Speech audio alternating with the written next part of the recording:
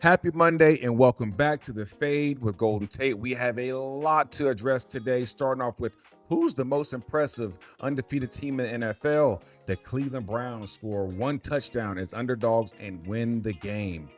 The Rams, Eagles, a tale of two halves. What happened at the end? And how Pete Carroll's birthday week was completely ruined by the Raiders. And of course, my wide receivers, the ones who showed up, the ones who showed out. Lock in. Let's get right into it. Now, after a wild 3 weeks of NFL football, we're down to 6 undefeated teams, and they are Philly, the Bucks, the Chargers, the Colts, the 49ers, and the Bills. Now, which undefeated team has been the most impressive? Well, it's easy for me. It's the Indianapolis Colts, and it's because of Daniel Jones, formerly known as Danny Dimes, and officially Indiana Jones. What he's been doing has been special from top to bottom, in the pocket, out the pocket, running the ball, passing the ball. In fact, through 3 weeks, he's had 2 games where he's thrown for a touchdown and rushed a touchdown. His explosiveness through that team has been crazy. Those guys have put up 103 points through three games. Efficiency is elite, scoring 20 out of 26 possessions. In fact, they just now had their first punt of the season, and that was halfway through the 3rd game. Ball security is something we have to draw attention to because it's something we've had a discussion about with DJ in the past when he was with the Giants. Can he hold onto the ball, whether it's throwing it or fumbling it? Well, he's got 0 turnovers right now, which is great. Keep it up, DJ.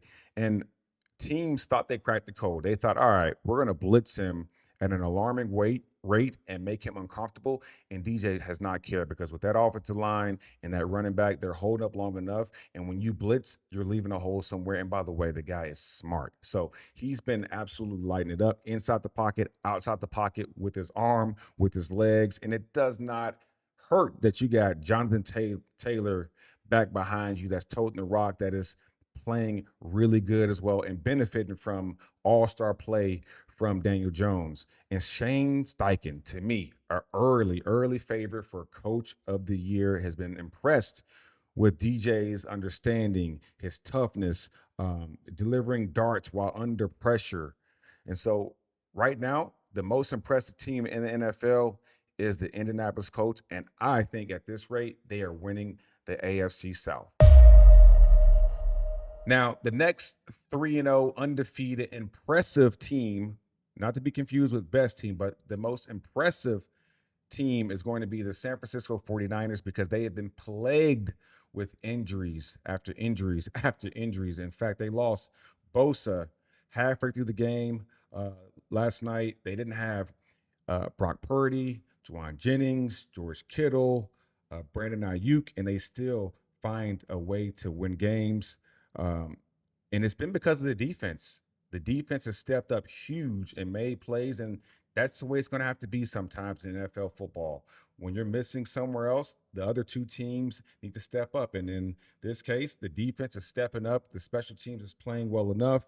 And I've been impressed with Mac Jones. I mean, the ultimate game manager as he holds it down until Brock Purdy's back and the dogs are back. But like, he's playing good football. He's handling himself. He's getting the ball to CMC and the 2nd-year player Ricky Pearsall, which by the way, I love his game. And Shanahan, having him running the show definitely helps. I mean, this guy's a mastermind at calling plays and setting you up for success. And so, look, Shanahan can turn limes into full-on margaritas. I've seen him do it in Cabo a few times. And so next week, the Niners have the Jags coming to town. We'll see how that goes, but they hope to get a few of their dogs back. And so those are my 2 most impressive undefeated teams in the league right now. Rams at Eagles, a tale of 2 halves. The first half, the Rams dominate. Stafford and company has over 200 yards of offense. Philadelphia has -1 net passing yards. And I thought they were going to run away with it, the Rams, that is. And then the second half comes where the Philadelphia Eagles go on a 26-7 run to beat the Rams. And wow, this team is really good because they did that without Saquon Barkley having a statistically impressive day. I mean, Saquon had 18 attempts, 46 yards, 4 catches, 9 yards. Longest run was 12 yards. And this is why I think the Philadelphia Eagles are still the best team in the league and so stinking dangerous. These guys didn't have the best player on the field getting busy because he drew so much attention. And Sean McVay said, I'm going to start the run. You're not going to beat me with on the ground. And so, sure enough, Jalen Hurts had to throw the ball in the second half, which I wish he would do more of, by the way. And A.J. Brown comes awake. I don't think he had a single pass in the first half. And then here he comes, the second half. I think he had like 6 catches, definitely over 100 yards. I can't remember if it was 109 or 120, but just went nuclear. And man, it reminded us of how good A.J. Brown is. I've loved his game and admired his game for as long as he's been in the league because he has strong hands and he is great at contested catches. When you see a receiver catch the ball, freeze it while the DB swiping at it and hitting your arms and hitting the ball and the ball's still not moving, that's telling me like this guy's a real deal. He's got strong hands, strong forearms, and strong shoulders that no matter what you do, once it gets in these mitts, that ball ain't going anywhere. And so coaches always say, hey, freeze it and then put it in. But he's one of those guys with such strong forearms that he can freeze it all the way until he goes to the ground and the ball's not going to move. So it was good to see him come alive and get his chance to play and show out. Now, there's a play that was impressive but also annoying, and it was Jordan Davis blocking the game-winning field goal and then proceeding to house call it. Now, let's just get this out the way. It's impressive because this guy is 336 pounds and he was running 18 miles per hour. That's insane for a guy that big to be running that fast and not get caught to score the touchdown. And by the way, he's the heaviest guy to ever score a 50-plus touchdown and to cook the spread if you took the Rams plus 3.5, which I did. Now, we practice situational football literally every week. We're watching videos from what teams did the week before, whether it was not stay in bounds in a 4 minute or handle a 2 minute operation correctly, or just some funky rules that kind of just happen once every now and then. We always study them to make sure it doesn't happen to us. Now, I can't imagine, and I know that we didn't do it, that anyone's really discussed like, all right, what happens if you're up by one, they're kicking a game-winning field goal, and you block it? Well, to me, common sense is just say, hey, get on it, secure it, and let's win the ball game. But nah, my man Jordan Davis said, nah, I'm going to get this stat real quick. He scooped it cleanly and ran for the hills. And like I said, just completely cooked us on the spread. And so I was kind of impressed, but also annoyed. But I did tease him to 10, so I was okay. Now this tush push is getting out of hand with Philadelphia. And I know that y'all are the best ones out there doing it.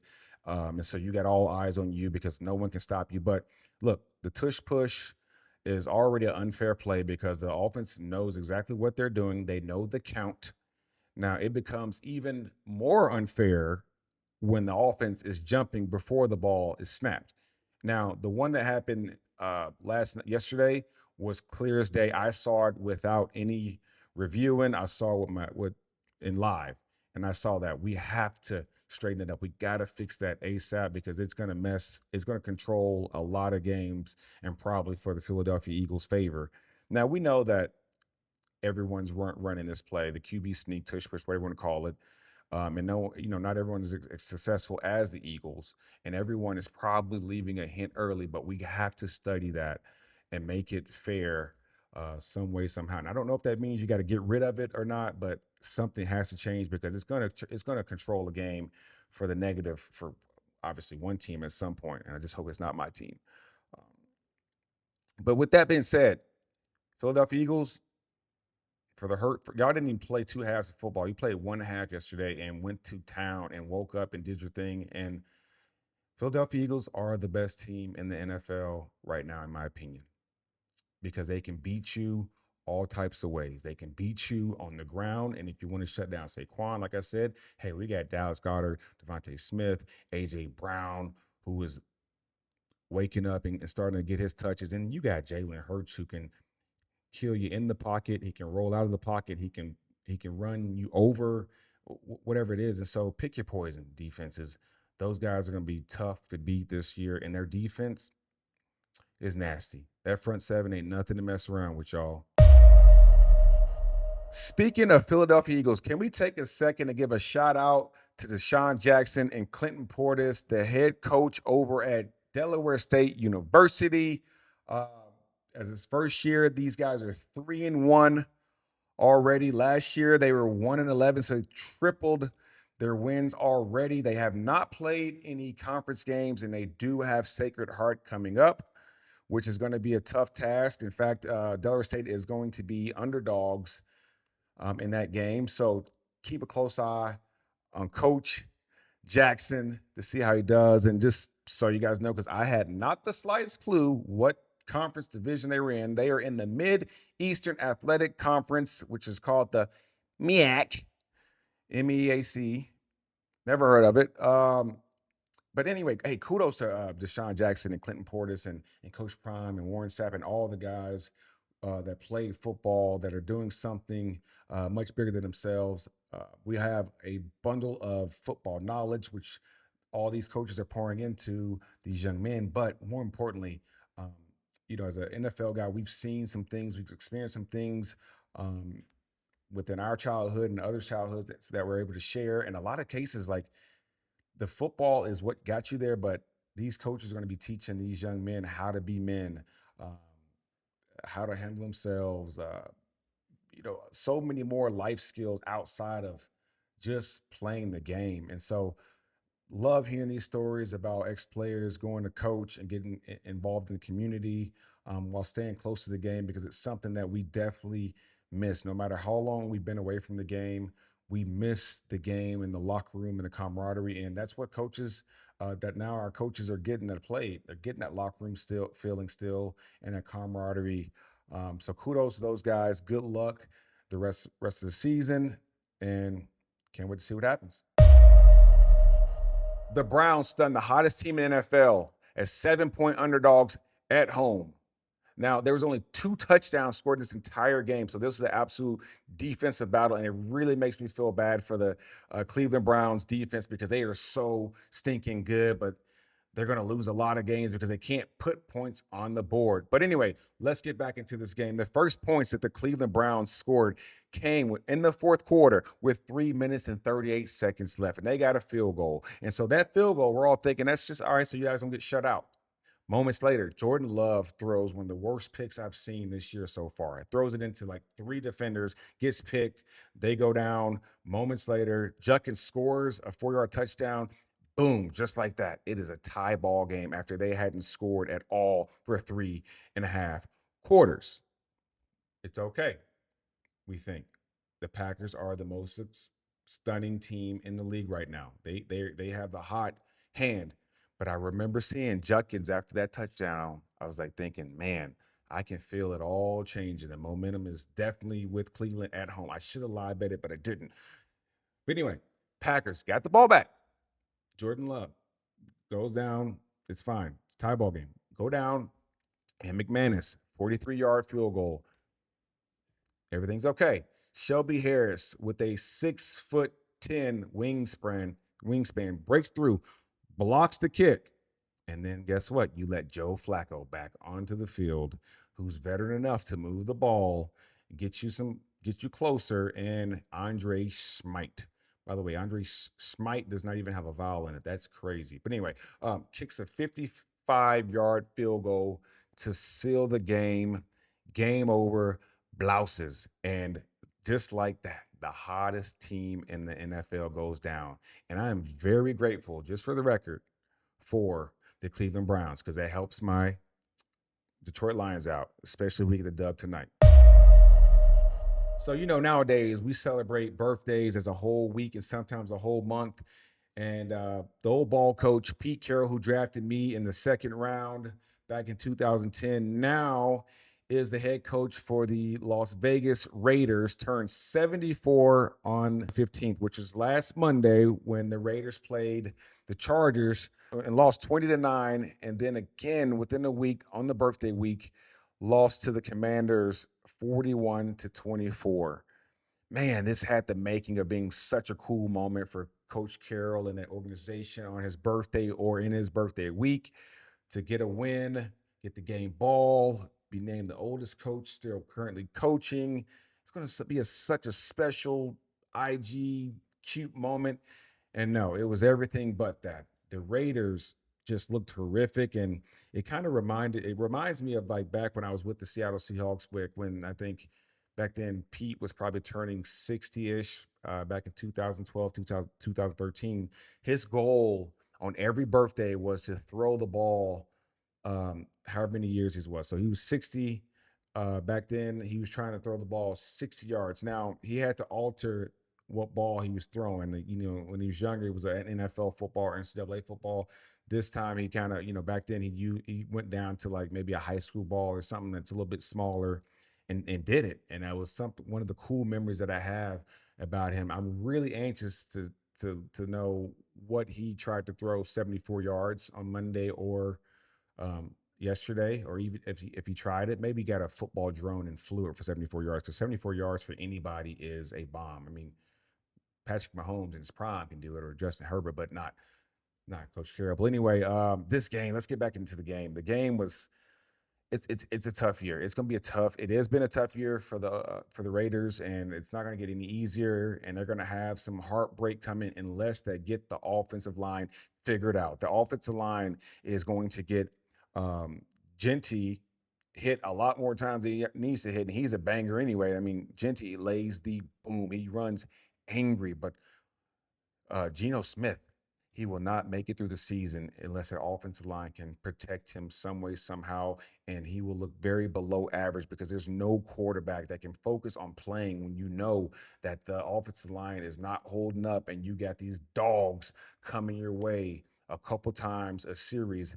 It's just not sustainable. It's hard to do. And so, Raiders, you got to make some changes. I don't know if it's talent or if it's game plan, but we got to do something, or it's going to be an even tougher season. Now, Marcus Mariota came in there as a backup because Jaden Daniels was out with an injury, and I thought he handled himself very well. He made some plays, and you can argue that, hey, Marcus Mariota is the best backup quarterback playing right now for sure. I mean, they went out there and handled those boys convincingly.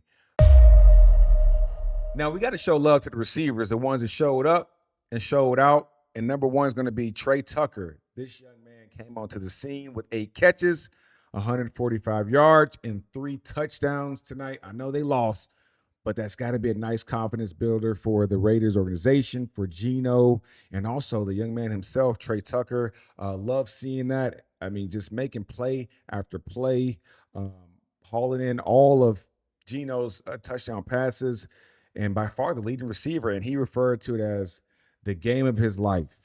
I love hearing stuff like that. But look, gotta keep giving him the ball, but you gotta protect Geno so he can get it to him. So hey, I look forward to seeing Trey Tucker and Jacoby Myers out there making some plays. Next, Luke McCaffrey with the Washington Commanders. Now he had 3 receptions for 56 yards, but he hauled in a 43-yarder late in the game in the fourth quarter to solidify